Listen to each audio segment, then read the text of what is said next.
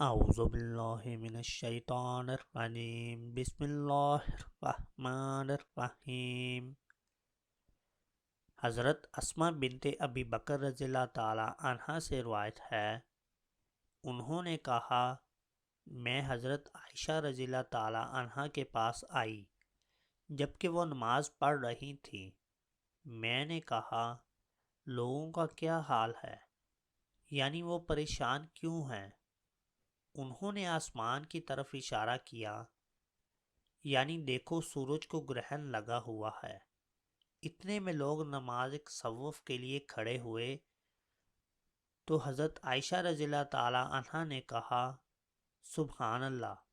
میں نے پوچھا یہ گرہن کیا کوئی عذاب یا قیامت کی علامت ہے؟ انہوں نے سر سے اشارہ کیا ہاں۔ پھر میں بھی نماز کے لیے کھڑی ہو گئی، حتیٰ کہ مجھ پر غشی طاری ہونے لگی تو میں نے اپنے سر پر پانی ڈالنا شروع کر دیا۔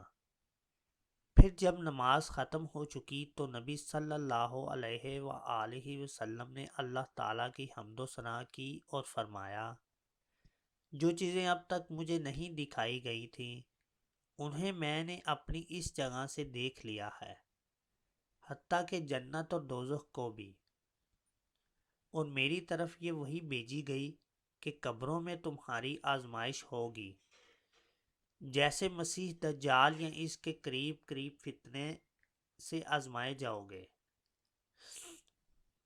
راویہ حدیث فاطمہ نے کہا مجھے یہ یاد نہیں کہ حضرت اسماء رضی اللہ تعالی عنہ نے ان لفظ مثل اور قریب میں سے کون سا کلمہ کہا تھا، اور کہا جائے گا کہ تجھے اس شخص یعنی رسول اللہ صلی اللہ علیہ وآلہ وسلم سے کیا واقفیت ہے، ایماندار یا یقین رکھنے والا؟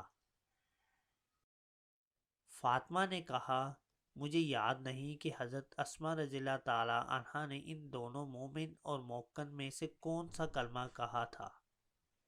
کہے گا کہ وہ حضرت محمد صلی اللہ علیہ وآلہ وسلم اللہ کے رسول ہیں جو ہمارے پاس کھلی نشانیاں اور ہدایت لے کر آئے تھے، ہم نے ان کا کہا مانا اور ان کی پیروی کی، وہ محمد صلی اللہ علیہ وآلہ وسلم ہیں۔ 3 بار ایسا ہی کہے گا، چنانچہ اس سے کہا جائے گا تو مزے سے سو جا، بے شک ہم نے جان لیا کہ تو محمد صلی اللہ علیہ وآلہ وسلم پر ایمان رکھتا ہے، اور منافق یا شک کرنے والا۔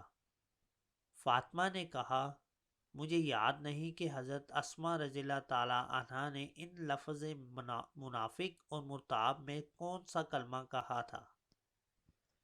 کہے گا میں کچھ نہیں جانتا، ہاں لوگوں کو جو کہتے سنا میں بھی وہی کہنے لگا۔